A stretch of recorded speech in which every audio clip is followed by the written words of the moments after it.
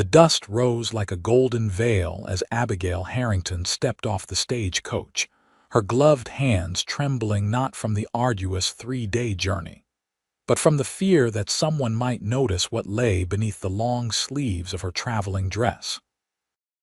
Sunrise Creek appeared just as her late aunt's letter had described a small but growing settlement in Montana Territory.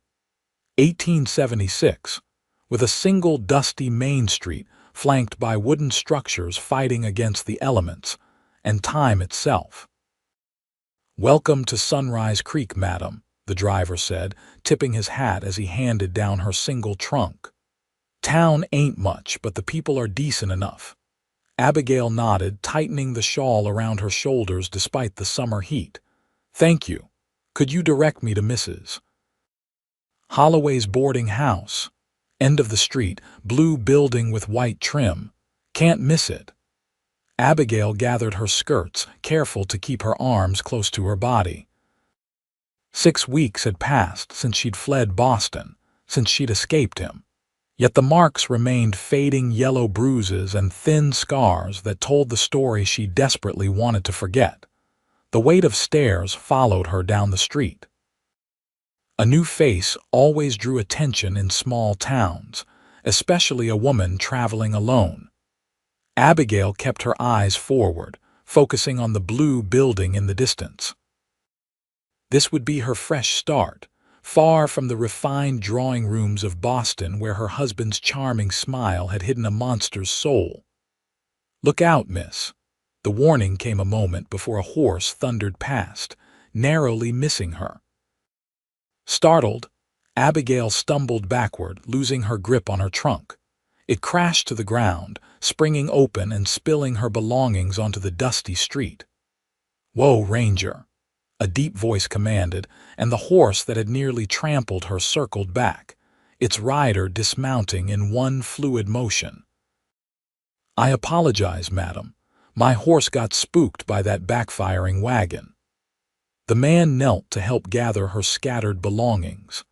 Abigail hurried to collect her things, panic rising as she realized her spare chemise had fallen out, the sleeves too short to hide what her traveling dress concealed. "Please, I can manage," she insisted, reaching for a book that had landed near his boots. The man, tall and broad-shouldered with sun-weathered skin, looked up at her, his eyes a startling blue beneath the brim of his worn Stetson. As he handed her the book, his gaze caught on her wrist where her glove had slipped, revealing mottled skin in shades of fading purple and yellow. Instinctively, Abigail yanked her arm back, tugging her glove into place. "Thank you for your assistance," she said stiffly, willing him to leave. Instead, he finished helping her refill the trunk, his movements efficient and careful. When he closed the lid and secured the latch, he straightened to his full height. "Name's Preston Sullivan. Most folks call me Prees." He tipped his hat. "I'd be happy to carry this to wherever you're headed." "That's not necessary." "Maybe not, but it's the proper thing to do after nearly running you down." His tone was gentle but left little room for argument. Abigail hesitated, calculating her options.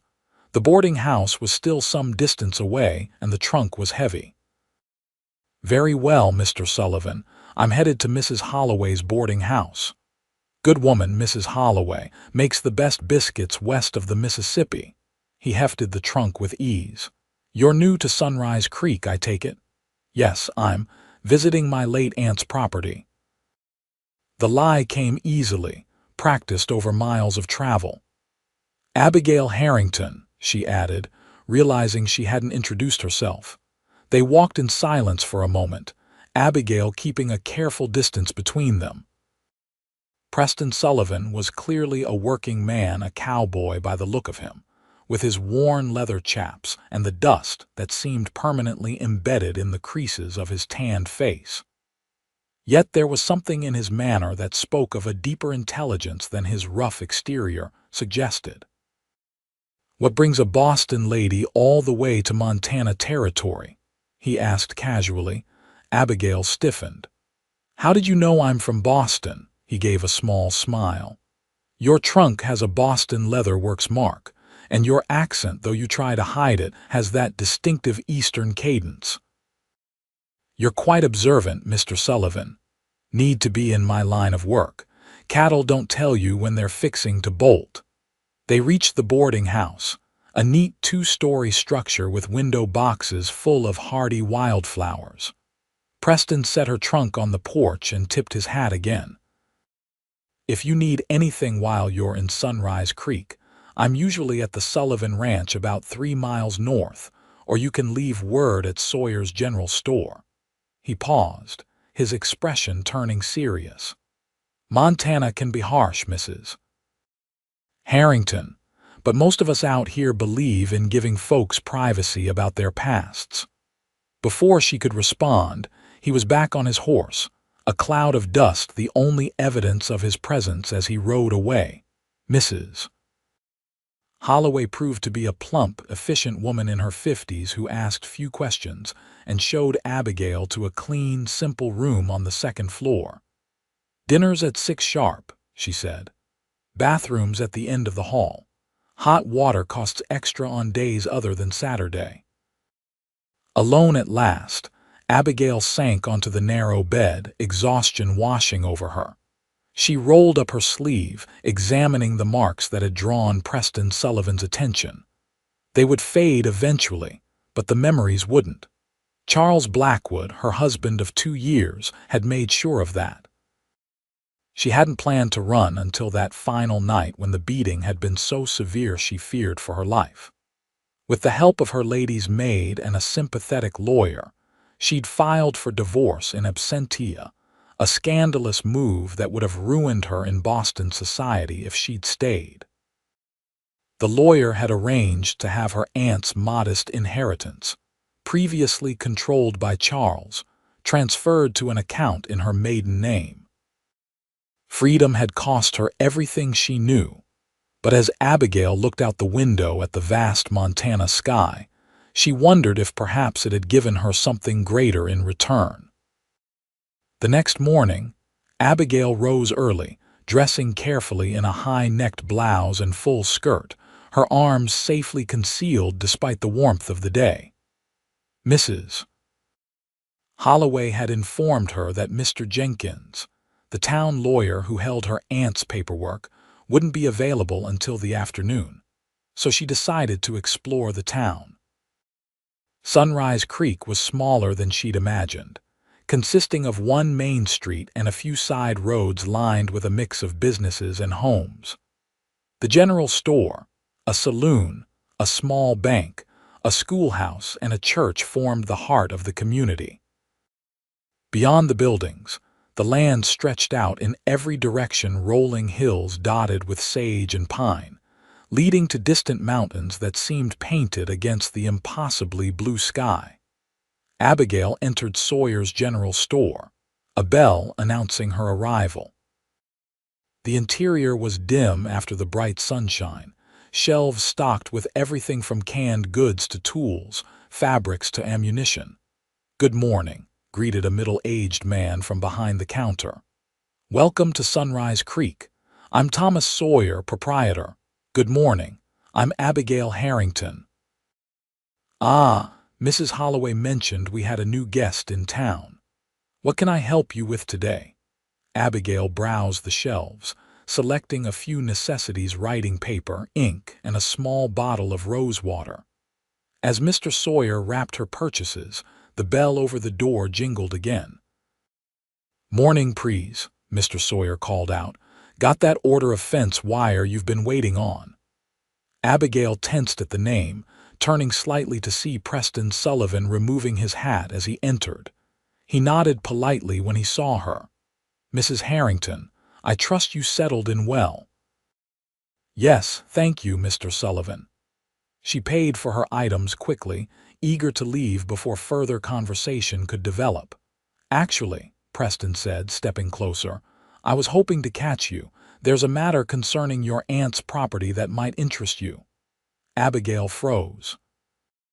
"You knew my aunt, Martha Jenkins. Everyone in the county knew her, fine woman, tough as nails."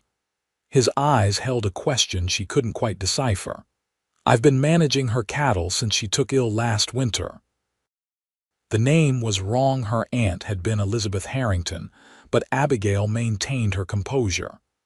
"I'm afraid there's been a misunderstanding. My aunt was Elizabeth Harrington." Preston's brow furrowed.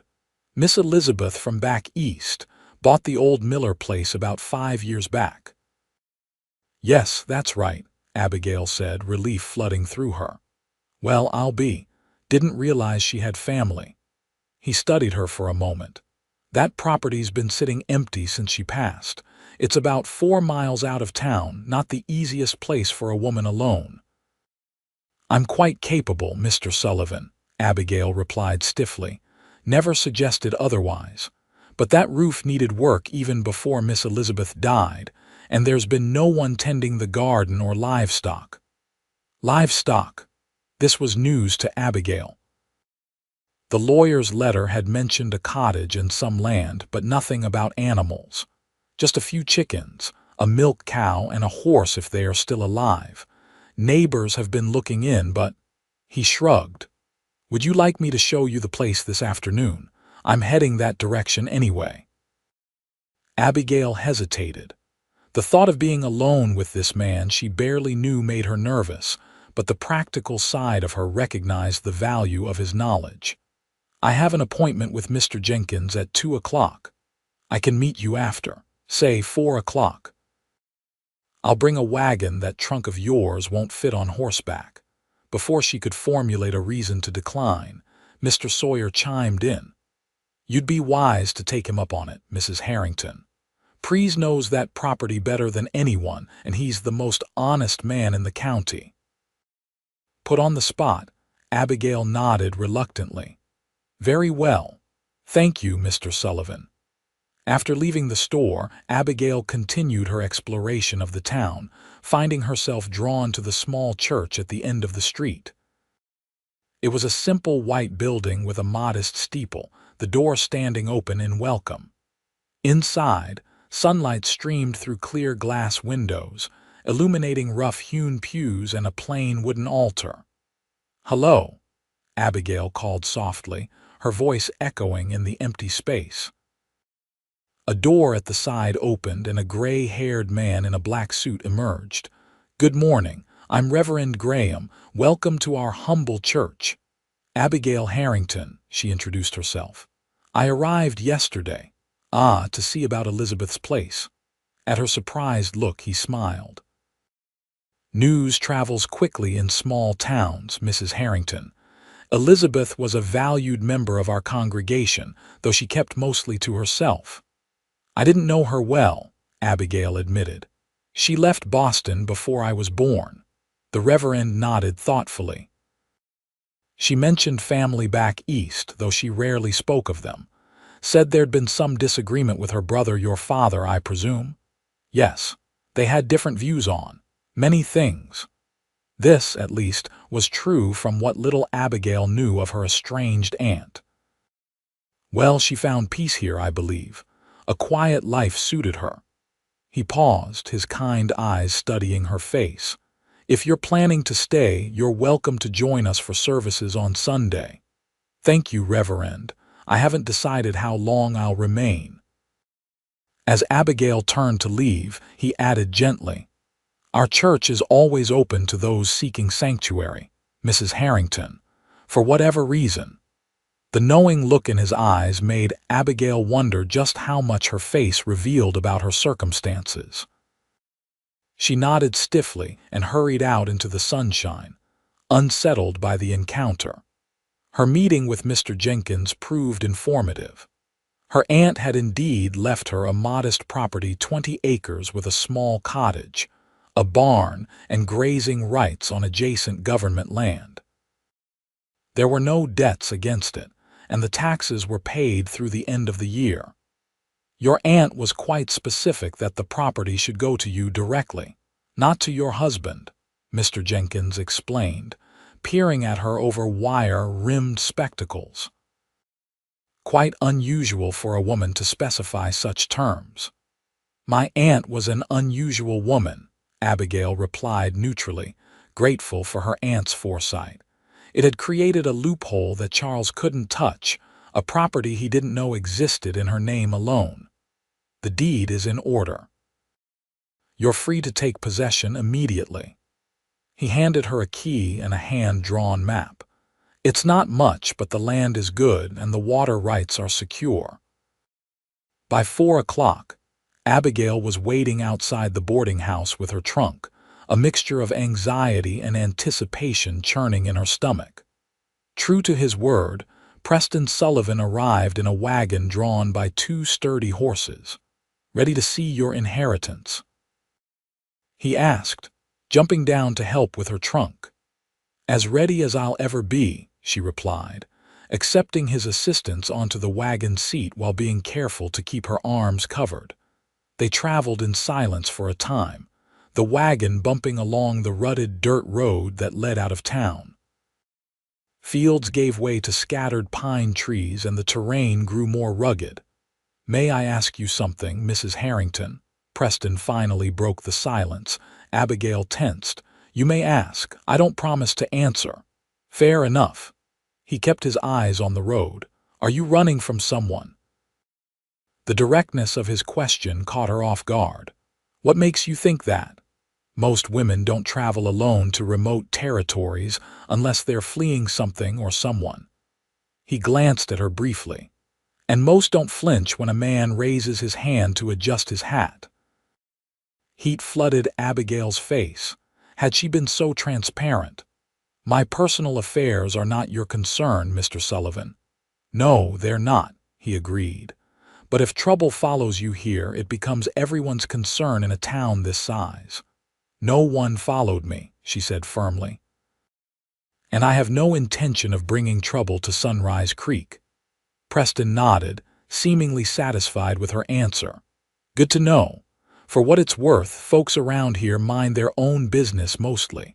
Fresh starts aren't uncommon in these parts." The road dipped into a small valley, and suddenly, Abigail caught sight of a cottage nestled against a backdrop of pine trees. A small stream ran nearby, and wildflowers dotted the surrounding meadow. "There it is," Preston said. "Your aunt's place, your place now, I suppose." The cottage was smaller than Abigail had imagined, built of rough-hewn logs with a stone chimney. A covered porch wrapped around 2 sides, and behind it stood a weathered barn and chicken coop. It looked tired but solid, like it had weathered many seasons and stood ready for more. As the wagon pulled up to the front of the cottage, Abigail noticed signs of recent care. The path had been cleared, and there were fresh-cut wildflowers in a jar on the porch. "Mrs. Holloway came out yesterday when she heard you'd arrived," Preston explained, following her gaze. "Wanted to make it welcoming." The gesture brought unexpected tears to Abigail's eyes, which she quickly blinked away. In Boston, such kindness would have come with expectations of reciprocity and social obligation. Here, it seemed offered freely. Preston helped her down from the wagon and carried her trunk onto the porch while she unlocked the door. The interior was dim and smelled of dust and dried herbs. Simple furniture, a table with 4 chairs, a rocking chair by the fireplace, a sideboard with blue and white dishes filled the main room. A curtained doorway presumably led to a bedroom, and a ladder against the wall suggested a loft above. "It's cozy," Abigail said, unable to hide her dismay at the rustic conditions. Preston chuckled. "It's a far cry from Boston, I imagine." "But it's sound, and the roof only leaks in one spot when it rains hard." He set her trunk down. "There's a root cellar out back with some preserved goods, and the garden, though overgrown, has some vegetables ready for picking." Abigail moved to the window, pushing aside faded curtains to look out at what was now her land. The reality of her situation hit her fully. She was alone in a wilderness with no servants, no neighbors within shouting distance, and only the most basic skills for survival. "I don't know the first thing about gardens or livestock," she admitted, her voice small. I figured as much. Preston's tone held no judgment. Tell you what, I'll come by tomorrow morning and show you the basics, get you acquainted with the cow and chickens at least. Why would you do that? Abigail turned to face him, suspicious of his offer. Your aunt was good to me when I first came to these parts. I was just a kid, barely 18, looking for work. She hired me to help with spring planting when no one else would take a chance on a scrawny Easterner who'd never seen the business end of a plow. His expression softened at the memory. I owe her. And besides, neighbors help neighbors out here. It's how we all survive. Something in his straightforward manner eased Abigail's wariness. Thank you. I would appreciate the assistance. I'll bring some supplies, too: flour, coffee, the essentials. We can settle accounts later. As he turned to leave, Abigail called after him. Mr. Sullivan, is there a lock on this door? He paused, understanding darkening his eyes. Yes, madam. A good strong one, and I'll bring a bar for the back door tomorrow. He touched the brim of his hat. Sleep well, Mrs. Harrington. You're safe here. After he left, Abigail stood in the center of the cottage, listening to the unfamiliar sounds: birds calling, wind in the pines, the distant babbling of the stream. No carriages on cobblestones, no vendors calling their wares, no neighbors arguing through thin walls. Just nature's voice, constant and soothing. She explored her new home, finding the bedroom small but neat, with a quilt-covered bed and a simple washstand. The loft above held storage trunks of linens and winter clothing, jars of dried herbs hanging from the rafters, and a collection of books that surprised her with their variety. Her aunt, it seemed, had been well read despite her isolation. As darkness fell, Abigail lit the oil lamps she found and made a simple meal from the supplies in the root cellar: dried beans soaked in water and heated with preserved tomatoes, eaten with a slightly stale loaf of bread Mrs. Holloway had thoughtfully left. It was plain fare but satisfying in its simplicity. Later, as she readied for bed in the quiet darkness, Abigail rolled up her sleeves to wash, examining her arms in the lamplight.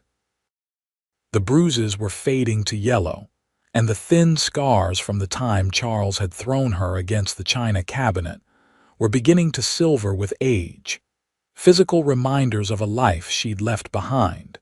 She thought of Preston Sullivan's offer of help and his perceptive observations. In Boston, she'd become adept at hiding her husband's abuse, wearing high-necked dresses and long sleeves even in summer, making excuses for missed social engagements when the bruises were too obvious to conceal.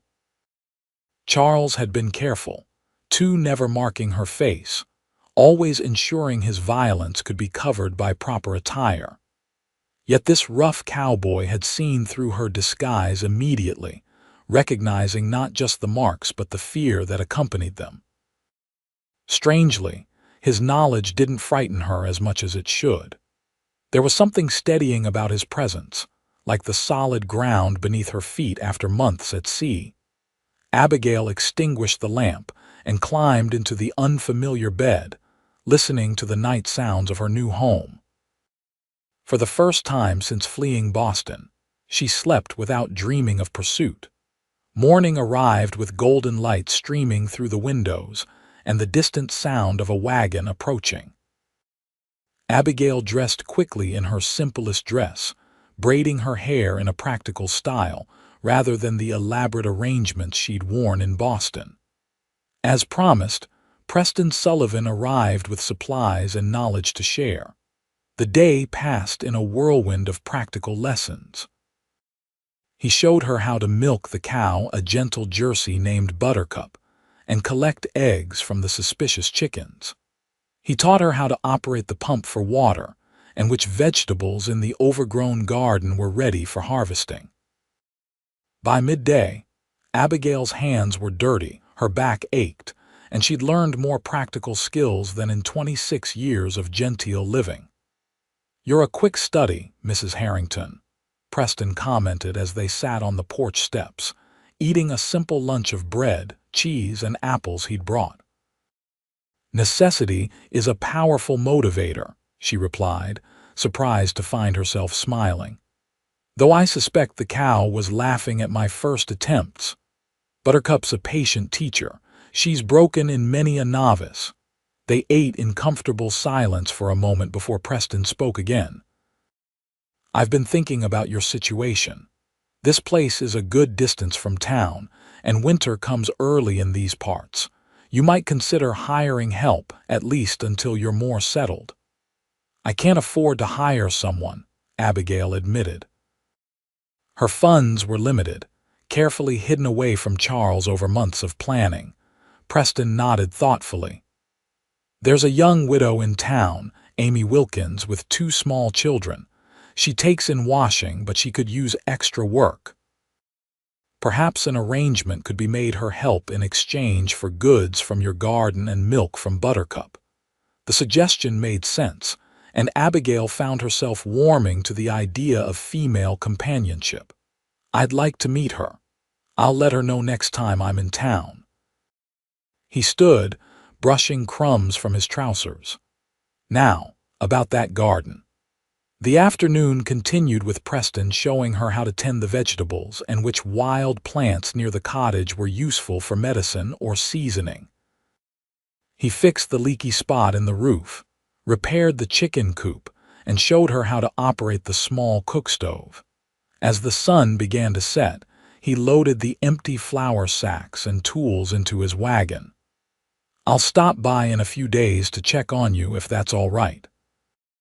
Sooner, if you need anything, just hang a red cloth on that pine tree by the road and I'll see it from my regular route. Thank you for everything today. Abigail hesitated, unused to accepting help without suspicion. "I appreciate your kindness." "It's not kindness, Mrs. Harrington. It's just being a good neighbor." He tipped his hat and climbed into the wagon. As Abigail watched him drive away, she felt a curious mixture of relief and disappointment. The day had been exhausting but satisfying in a way she hadn't experienced before. There was something honest about physical work that left no room for pretense or social maneuvering. That night, after a simple supper of fresh eggs and vegetables from her garden Abigail sat in the rocking chair by the fireplace, a blanket around her shoulders against the evening chill. She found one of her aunt's journals in a drawer and began to read by lamplight, discovering a woman she'd never had the chance to know, independent, thoughtful, and surprisingly content with her solitary life. "I have found more peace in the song of wind through pine needles than in all the conversations of my youth," her aunt had written. "Perhaps that makes me strange in the eyes of those I left behind, but I would not trade this hard-won freedom for all the comforts of civilization." Abigail closed the journal, pondering her aunt's words. Freedom. It was what she herself had sought in fleeing Charles, but she'd imagined it differently. Perhaps a quiet life in a small eastern town, teaching music or taking in sewing. Never this wild place with its vast skies and daily demands. Yet there was an appealing directness to life here, where one's worth was measured in practical skills rather than social graces. The days that followed fell into a pattern. Each morning, Abigail rose at dawn to tend to the animals, gradually growing more confident in her abilities. She worked in the garden, putting into practice what Preston had taught her and consulting her aunt's notes when uncertain. The physical labor was exhausting but brought with it a dreamless sleep she hadn't known in years. True to his word, Preston stopped by every few days, always bringing something useful: nails for a loose floorboard, seeds for fall planting, a book of local flora he thought might interest her. He never stayed long and never entered the cottage unless specifically invited, respecting her space and privacy in a way that gradually eased her wariness. A week after her arrival, Abigail ventured into town to attend Sunday services, driven by both a desire for human connection and a need to establish herself as a respectable member of the community. She wore her second-best dress, high-necked and long-sleeved despite the summer heat, her hair arranged simply beneath a modest bonnet. The small church was nearly full when she arrived, conversations quieting as heads turned to observe the newcomer. Reverend Graham greeted her warmly at the door, and Mrs. Holloway waved her over to an empty space on her pew. "You're looking well," the boarding house keeper whispered. "Country air agrees with you." Throughout the service, Abigail was aware of curious glances, but they seemed born of natural interest rather than judgment. When the final hymn ended, several women approached to introduce themselves, including Amy Wilkins, the young widow Preston had mentioned. "Mr. Sullivan said you might need some help out at your place," Amy said, a toddler clinging to her skirts while an older boy stood shyly behind her. "I'd be grateful for the work if you're still interested." Abigail arranged for Amy to visit the cottage the following day, then found herself drawn into conversation with other townspeople: Mr. Sawyer from the general store, Mrs. Peterson, who ran the small hotel, Dr. Mitchell and his wife, and several ranchers' families who lived in the surrounding area. Preston arrived late, slipping quietly into a back pew just as the service was ending. When the congregation filed out, Abigail noticed several people stopping to speak with him, the interactions marked by easy familiarity and respect. He caught her watching and nodded in acknowledgement, but made no move to approach her in the crowd.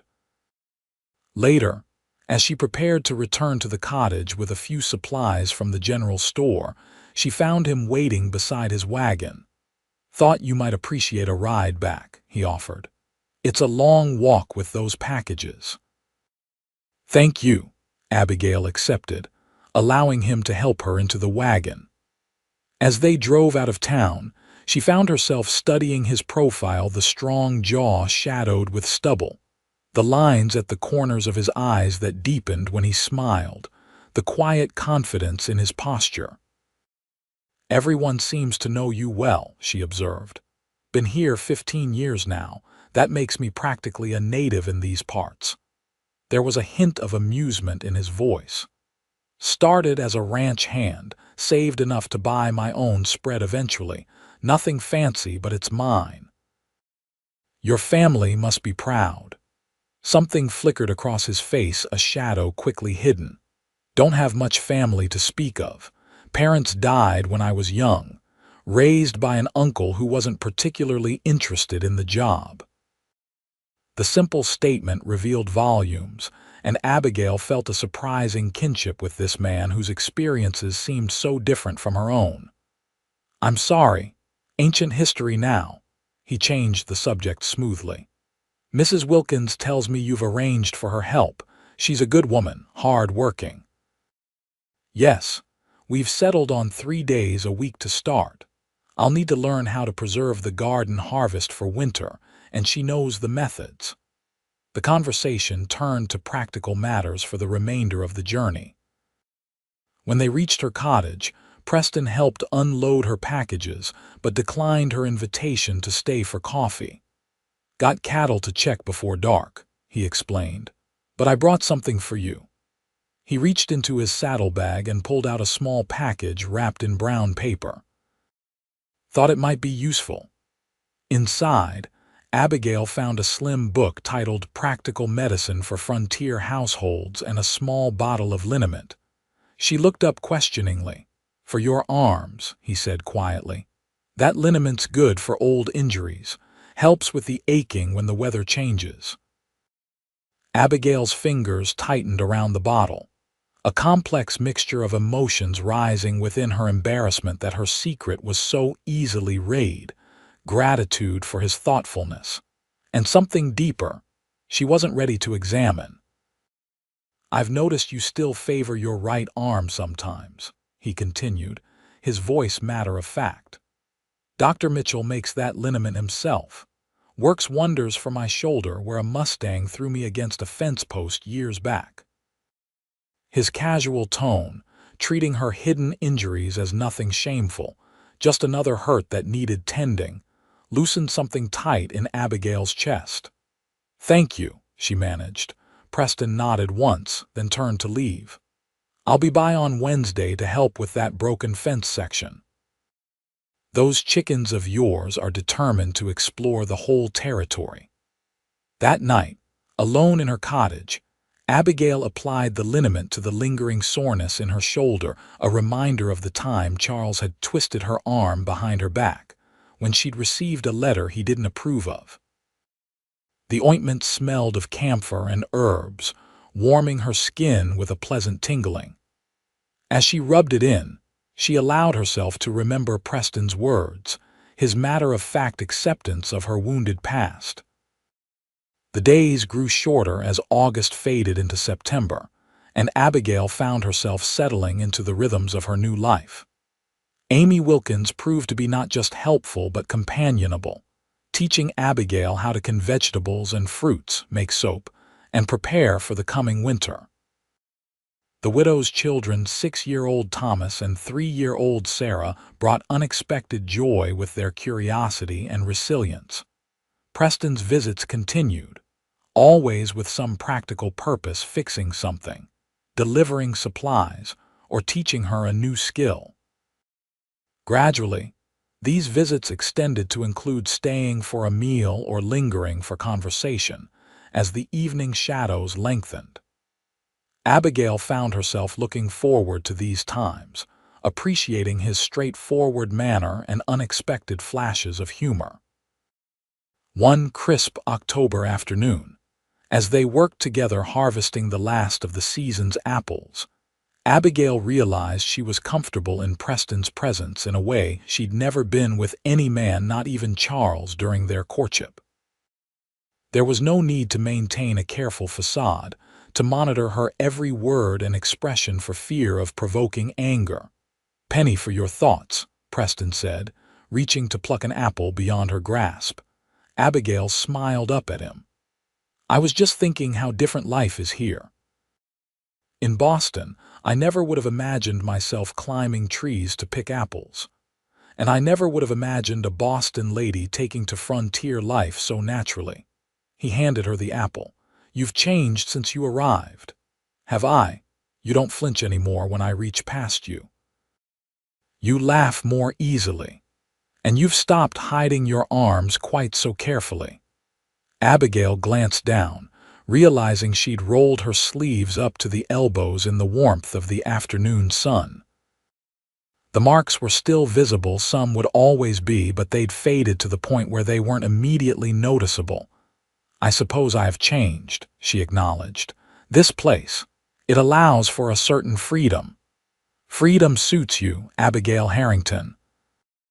The use of her first name, spoken with such quiet sincerity, sent a warm flush across her cheeks.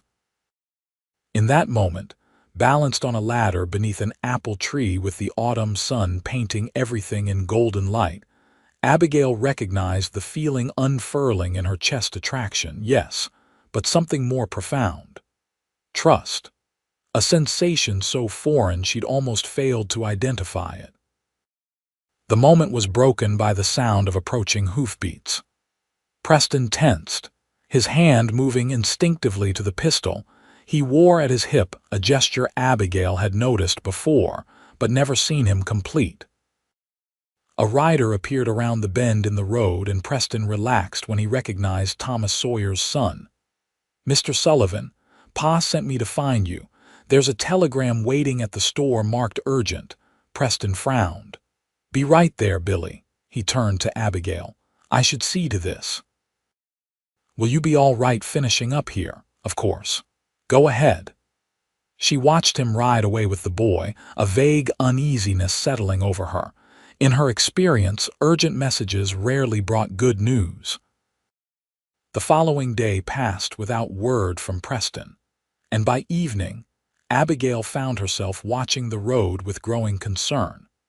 It wasn't like him to stay away without sending word, especially when they'd been in the middle of harvesting. Just as she was preparing for bed, a knock came at the door.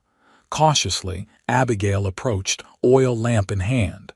"Who is it?" Preston Sullivan. She opened the door to find him standing on her porch, his expression grave. "I apologize for the late hour, but I needed to speak with you." "Is everything all right?"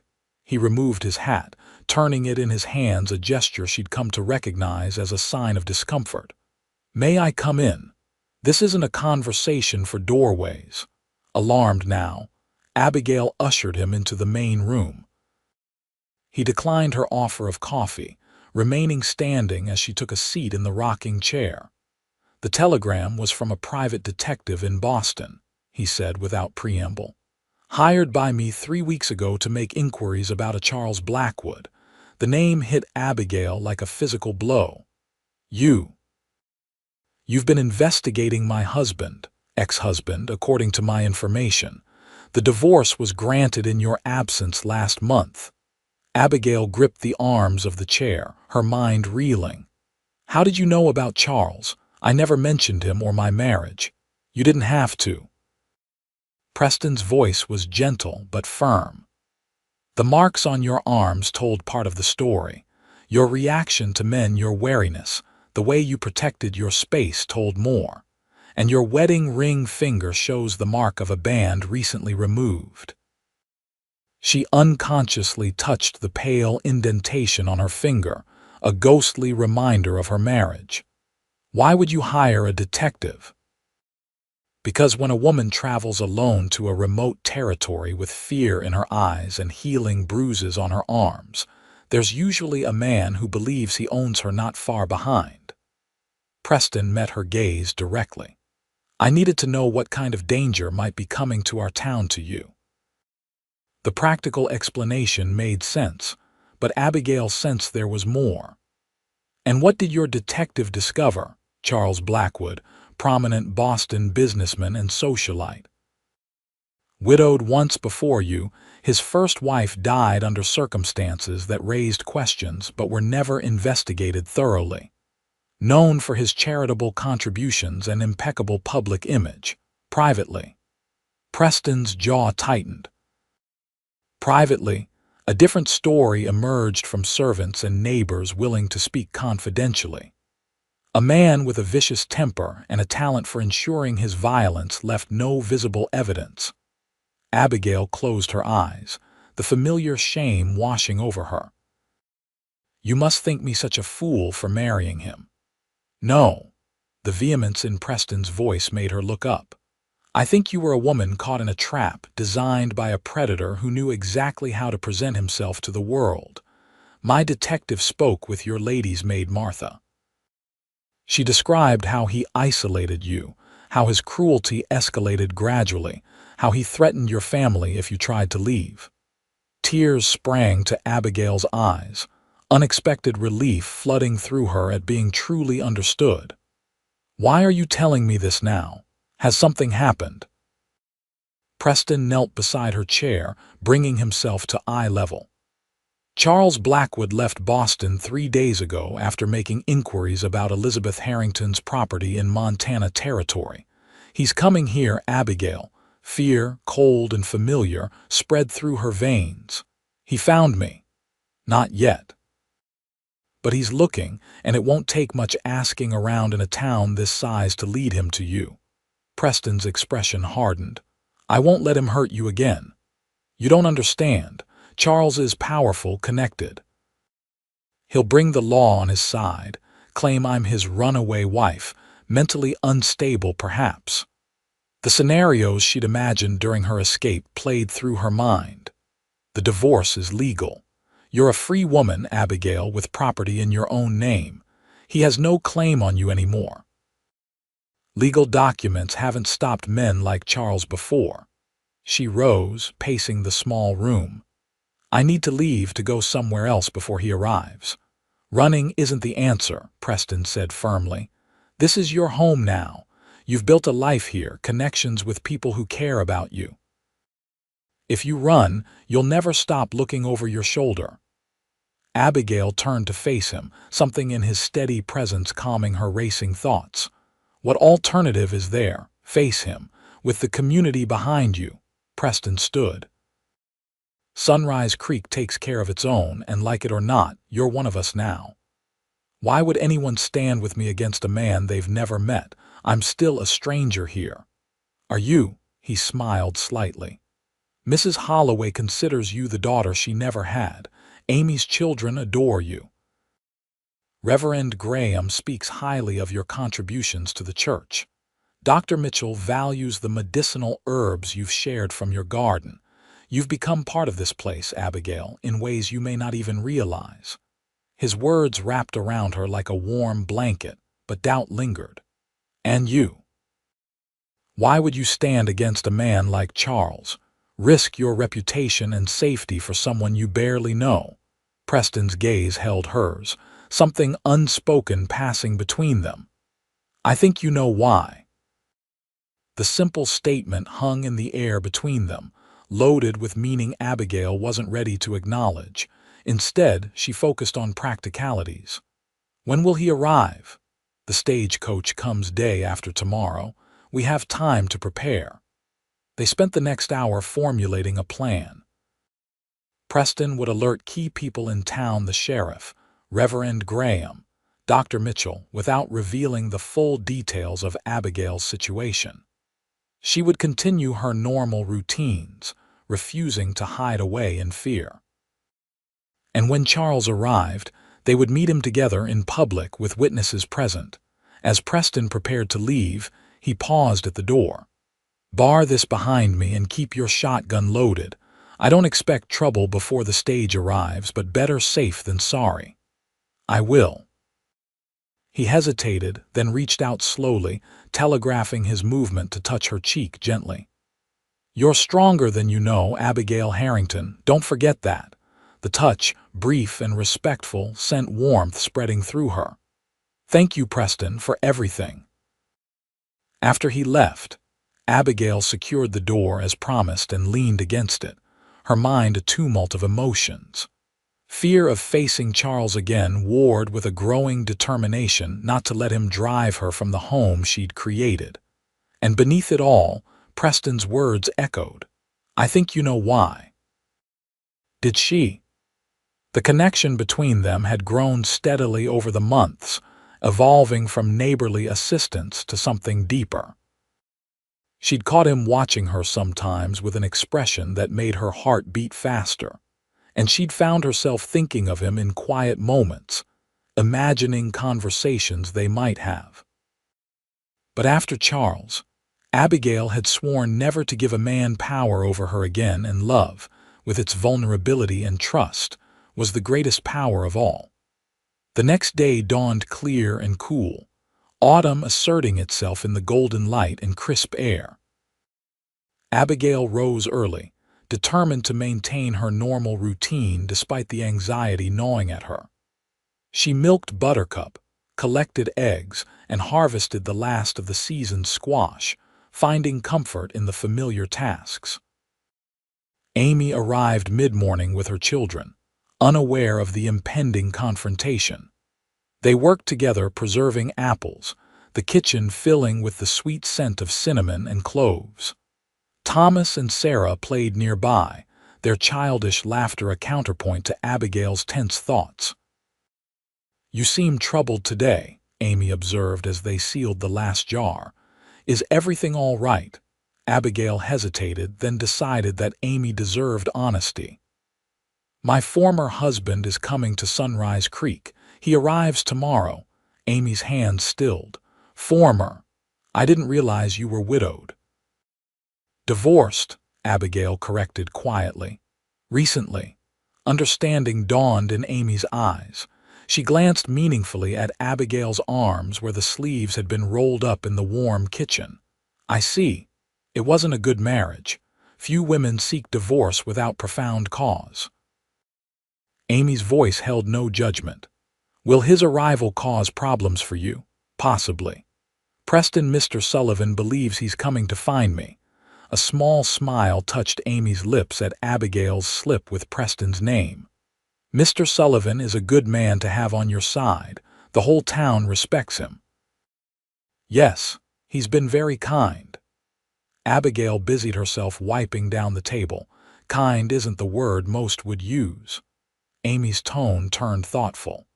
"Mr. Sullivan keeps to himself mostly, has for years, but he's been at your place more in the past months than he's been in town the last 5 years. People have noticed." Abigail felt heat rise to her cheeks. "He's simply been helping me adjust to country life. MMM. Amy's non-committal sound conveyed gentle disbelief. "Well, whatever his reasons, you couldn't ask for a better ally, and you have others, myself included." The simple offer of support brought tears to Abigail's eyes. "Thank you, Amy. That means more than you know." After Amy and the children left, Abigail spent the afternoon restlessly checking and rechecking the cottage, ensuring everything was in its place. As the sun began to set, she saw dust on the road, a rider approaching. For a moment, panic flared until she recognized Preston's familiar silhouette. He dismounted in the yard, looking weary but determined. Sheriff Jenkins knows to expect trouble on tomorrow's stage. Reverend Graham and Dr. Mitchell as well. No details, just that a man from your past may cause problems. "Thank you." Abigail invited him in, pouring coffee as he settled at the kitchen table. "What do you think he'll do when he finds me? Hard to say. Men like that, men who control through fear, they don't handle losing that control well." Preston accepted the coffee gratefully. "But he'll be in unfamiliar territory, outnumbered with no influence here. His usual tactics won't work." They discussed logistics for the following day. Preston would meet her in town before the stage arrived, and they would face Charles together at the station with Sheriff Jenkins nearby. As they talked, Abigail found her fear gradually being replaced by a cold anger. Charles had taken so much from her already. She refused to let him take this new life as well. As evening deepened, Preston reluctantly prepared to leave. "I'd stay on your porch tonight if it wouldn't cause talk," he admitted. "I don't like leaving you alone knowing what's coming." "I'll be fine," Abigail assured him, though her heart warmed at his protectiveness. "The doors are solid and I know how to use the shotgun." He nodded, accepting her capability. At the door, he turned to face her, his expression serious. "Whatever happens tomorrow, remember you're not alone anymore. You have people who," he paused, choosing his words carefully, "people who care about what happens to you." The deliberate understatement brought a small smile to Abigail's lips. "People like you, especially people like me." His eyes, blue and steady in the lamplight, held hers for a long moment. Then, with a tip of his hat, he was gone, leaving Abigail with the lingering warmth of unspoken feelings. The night passed slowly, sleep coming in fitful bursts between periods of anxious wakefulness. By dawn, Abigail had abandoned any pretense of rest and rose to prepare for the confrontation ahead. She dressed with deliberate care in her best day dress, a deep blue that brought out the color of her eyes, and arranged her hair in a simple but elegant style. The woman who looked back at her from the small mirror was not the frightened creature who had fled Boston. She stood straighter, her gaze direct, her hands steady. The stagecoach was due at noon. At 11, Abigail hitched her aunt's horse to the small buggy Preston had taught her to drive and set off for town. The familiar landscape passed in a blur as her mind rehearsed what she might say to Charles. How she would stand her ground against the man who had once seemed to control her very breath. Preston was waiting outside Sawyer's General Store when she arrived, his expression lightening at the sight of her. He helped her down from the buggy, his hand strong and steady on her waist. "You look ready for battle," he observed with approval. "In a way, I suppose I am." They walked together toward the stage coach station. drawing curious glances from townspeople who weren't accustomed to seeing the reclusive rancher and the newcomer together in such formal circumstances. Sheriff Jenkins nodded to them from his position near the station, his presence casual but alert. The distant rumble of the approaching stage sent Abigail's heart racing. Preston must have sensed her tension, for he moved slightly closer, his arm brushing hers in silent support. "Remember," he murmured, "you're not the same woman he knew. You're stronger now." The stagecoach rolled into town in a cloud of dust, the driver calling for the horses to halt in front of the station. Passengers began disembarking: a traveling salesman, an elderly couple, a young man who looked to be a clerk of some kind. And then, stepping down with the same elegant precision she remembered, was Charles. He looked exactly as she remembered, handsome in an austere way, his dark hair neatly combed, his suit impeccable despite days of travel. He surveyed the dusty street with barely concealed disdain before his gaze landed on her. Recognition, followed by a calculated smile, crossed his features. "Abigail." He stepped toward her, ignoring Preston completely. "My dear wife, what a chase you've led me on." Abigail felt rather than saw Preston tense beside her, but she kept her focus on Charles. "I'm not your wife anymore, Charles. The divorce was finalized weeks ago." A flash of anger darkened his eyes before the pleasant mask slipped back into place. A misunderstanding, surely, one best discussed in private. He glanced dismissively at Preston. "I'm sure your friend will excuse us." "Mr. Sullivan is staying," Abigail said firmly. "Anything you have to say can be said in front of him." Charles's smile tightened. "Always so dramatic, Abigail. The doctors warned me about your nervous condition, how it might lead to irrational behavior." He raised his voice slightly, clearly intending to be overheard by the gathering onlookers. "I've come to take you home, my dear, back to proper care and the comforts you're accustomed to." "I am home," Abigail replied, her voice steady despite the familiar coldness spreading through her veins at his manipulative tactics. "This is my property, left to me by my aunt. I have no intention of leaving." Charles stepped closer, lowering his voice. "Don't be foolish. You know what happens when you defy me. These people can't protect you forever." Before Abigail could respond, Preston moved forward, placing himself partially between them. "Mr. Blackwood, I believe the lady has made her position clear. She's not leaving with you." Charles assessed Preston with cold calculation.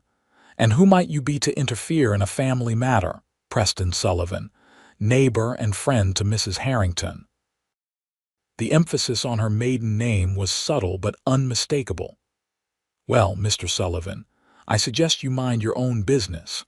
My wife is unwell." "Ex-wife," Abigail interrupted, finding strength in Preston's solid presence beside her. "And I've never been healthier than I am now, away from you." Charles's facade cracked slightly, his tone hardening. "Abigail, you're embarrassing yourself. These country simpletons may not understand our world, but you and I both know your place is in Boston with me." "Her place," Preston said evenly, "is wherever she chooses it to be. And she's chosen here."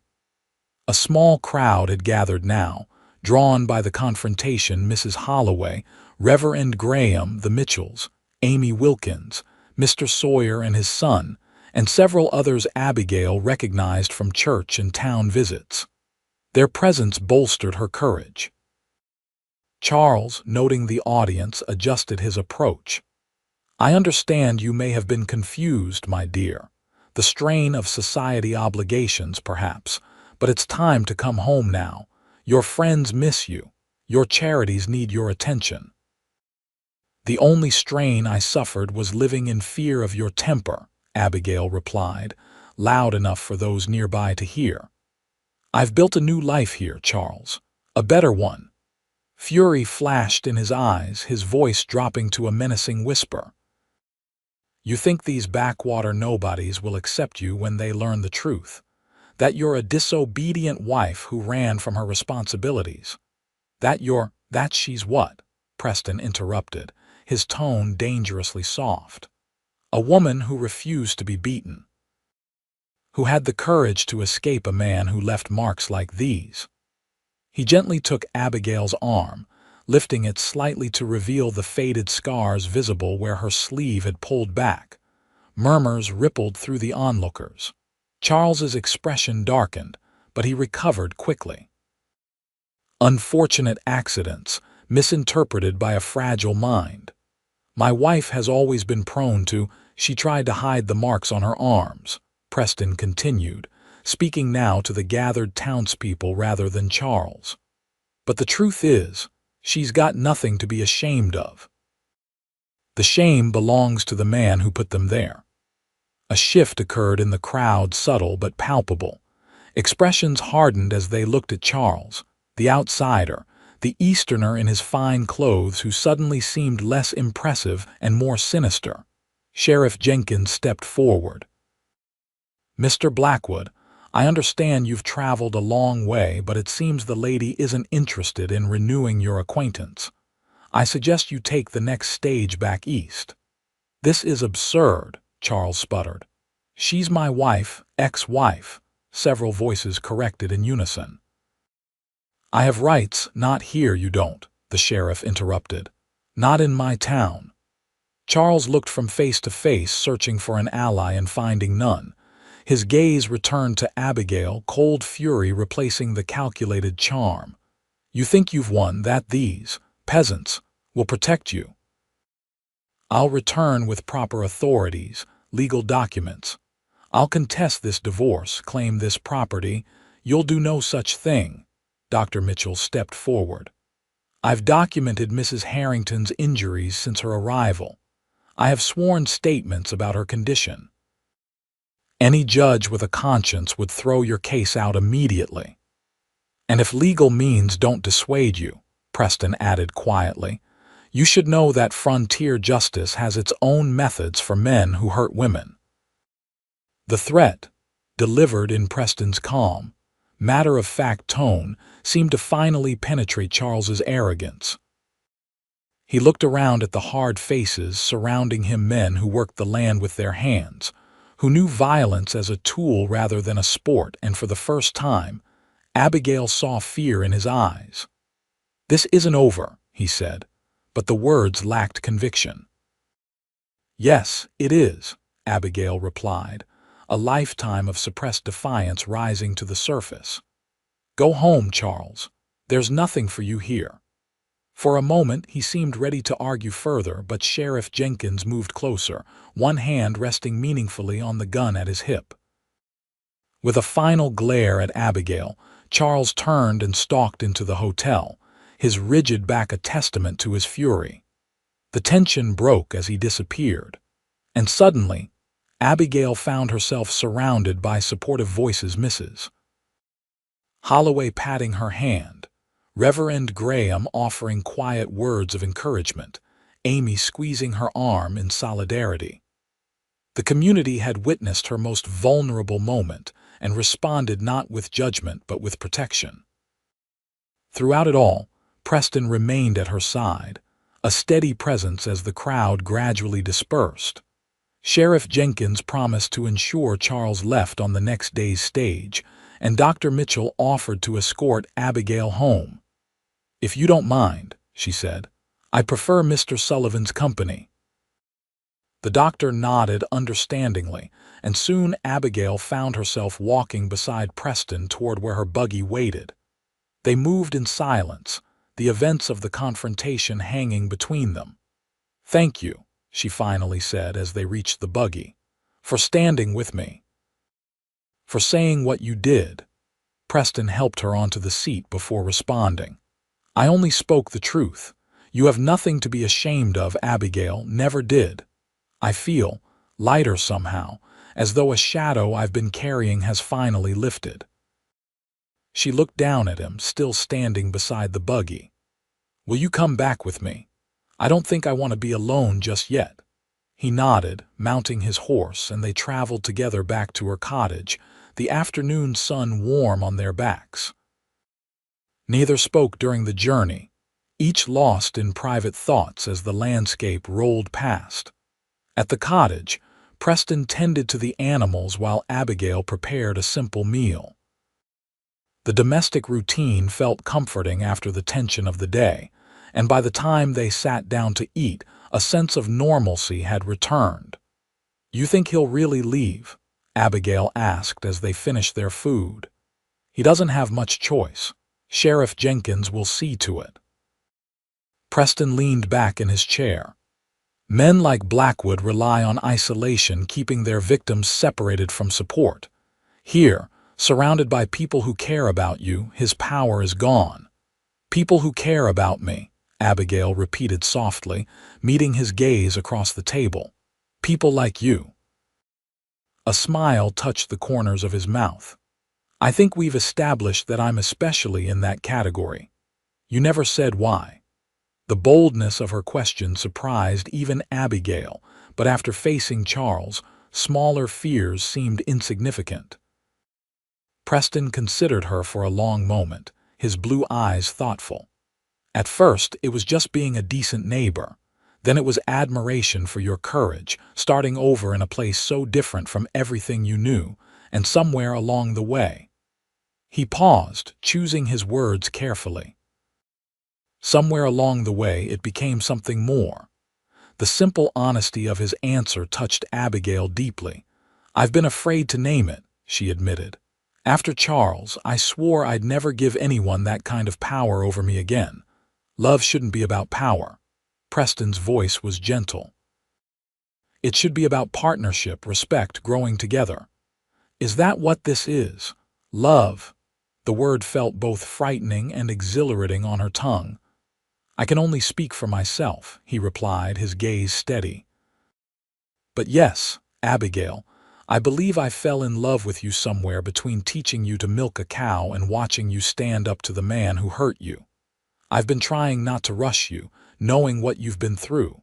But today, seeing your courage, I don't want to hide how I feel anymore." Tears sprang to Abigail's eyes, unexpected and overwhelming. She had thought herself incapable of this feeling, had believed Charles had destroyed that part of her forever. Yet here it was, unfurling in her chest like a flower reaching for sunlight.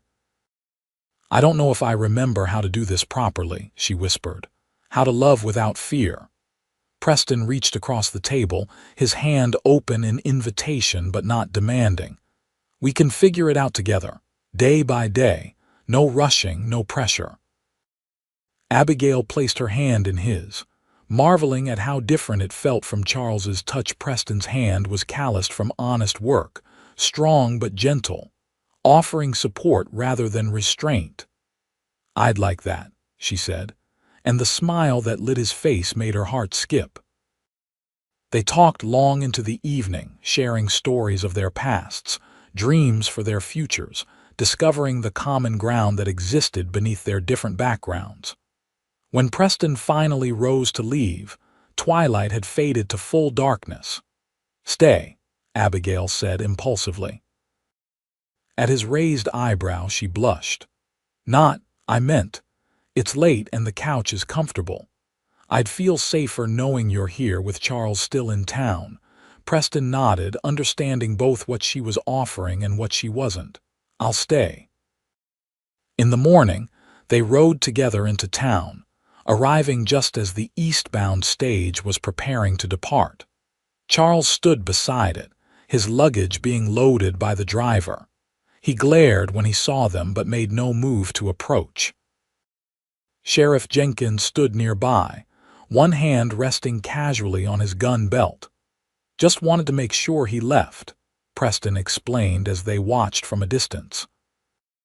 The stagecoach pulled away in a cloud of dust, bearing Charles Blackwood back toward the world he understood, away from the woman who had defied him and the community that had protected her. Abigail watched until it disappeared from sight, a weight lifting from her shoulders with each turn of the wheels. "It's really over," she breathed, Preston's hand found hers, his touch warm and reassuring. "A new beginning," he corrected gently. As they turned away from the departing stage, Abigail noticed the curious glances and small smiles from townspeople who observed their clasped hands. Rather than embarrassment, she felt a quiet pride. Here, in this place so different from the rigid society she'd left behind, she could build a life based on truth rather than appearance, on genuine connection rather than social expectation. The months that followed brought changes both subtle and profound. Abigail's cottage, once merely a refuge, became truly her home as she added personal touches: curtains sewn from fabric chosen at the general store, pressed wildflowers framed on the walls, books arranged by her preferences rather than for show. Preston was a constant presence, respectful of her need for independence while gradually becoming more integrated into her daily life. Their courtship progressed at a pace that felt comfortable to Abigail: evenings spent reading by the fire, Sunday dinners after church, long conversations as they worked together on projects around her property. Winter arrived with a ferocity that tested Abigail's frontier skills, but she found herself thriving in the challenge. The cottage, snug and well-provisioned thanks to her summer and fall work, became a haven against the snow and wind. On particularly harsh days, Preston would ride over to check on her, often staying to share a meal or help with difficult chores. It was during one such visit, as a January blizzard raged outside, that Preston finally spoke of a future together. They sat before the fireplace, mugs of hot coffee in hand, the storm's howl making the warmth of the cottage seem all the more precious. "I've been thinking," he said, his voice casual though his eyes were intent. "My ranch house is bigger than this cottage with room for expansion. But I've always been fond of the view from your porch, especially at sunset." Abigail smiled, recognizing the deliberate indirection of his approach. "Are you comparing real estate, Mr. Sullivan?" in a manner of speaking. He set down his coffee and turned to face her fully. "What I'm trying to say, not very elegantly, is that I love you, Abigail Harrington. I want to build a life with you, whether at my ranch, your cottage, or somewhere new altogether. I don't care about the where, as long as it's with you." The declaration, though expected after months of growing closeness, still brought tears to Abigail's eyes. "You've never pressed me, never rushed me, even when I know you wanted more. You gave me time to heal, to find myself again. You were worth waiting for," he said simply. Abigail set her own mug aside and moved closer to him on the sofa. "I love you too, Preston Sullivan. I think part of me has, since that first day when you helped gather my scattered belongings and pretended not to notice the marks on my arms." "I noticed," he admitted, taking her hands in his. "It made me want to protect you. But then I got to know you, and I realized you didn't need protecting. You needed someone who would stand beside you while you protected yourself. That's exactly what you've done." She leaned forward, resting her forehead against his. "And yes, I want to build a life with you too." His kiss was gentle, a question rather than a demand, and Abigail answered with a certainty that surprised even herself. This was nothing like Charles's possessive embraces. Preston's touch held reverence, partnership, mutual desire. They were married in the spring, when wildflowers carpeted the hills around Sunrise Creek. The entire town turned out for the ceremony, the small church overflowing with well-wishers. Abigail wore a simple gown of pale blue, her arms bare for the first time in public. The faded marks a testament to her journey rather than a source of shame. "You've got nothing to be ashamed of," Preston had told her again that morning when she'd hesitated over the short-sleeved dress. "Those scars show your strength, not your weakness." As they spoke their vows before Reverend Graham, Abigail looked into Preston's eyes and saw not the future she'd once feared: subjugation, fear, pain, but the one she'd never dared to hope for: partnership, respect, joy. Their life together blended their separate properties into one working ranch, combining Preston's cattle operation with Abigail's smaller homestead. The cottage became a guest house, eventually housing Amy Wilkins and her children when the widow accepted a position as their housekeeper and assistant. 2 years after their wedding, Abigail gave birth to a daughter, Elizabeth Martha Sullivan, named for the aunt whose legacy had brought her to Montana, and the neighbor who had first welcomed her to Sunrise Creek. A son, James, followed 2 years later, his father's blue eyes and his mother's quiet determination evident from his earliest days. On summer evenings, when the work was done and the children were playing in the yard, Abigail and Preston often sat on their porch, watching the sunset paint the hills in shades of gold and purple. Sometimes she would catch him looking at her instead of the view, his expression filled with a contentment that matched her own. "Any regrets?" he asked once. "About leaving Boston, that life?" Abigail considered the question seriously, as was her way. "I regret the years wasted in fear. I regret believing I wasn't strong enough to leave sooner." She looked out over the land that had become her home, to the children who would grow up knowing only love in their parents' house, to the man who had taught her that strength and gentleness could exist in the same heart. "But no, I don't regret a single step that brought me here. This is exactly where I'm meant to be." Preston's hand found hers, their fingers intertwining with the easy familiarity of deep love. "I'm grateful every day that you found your way to Sunrise Creek, Abigail Sullivan." "As am I," she replied, leaning against his shoulder as the last rays of sun gilded the distant mountains. "As am I."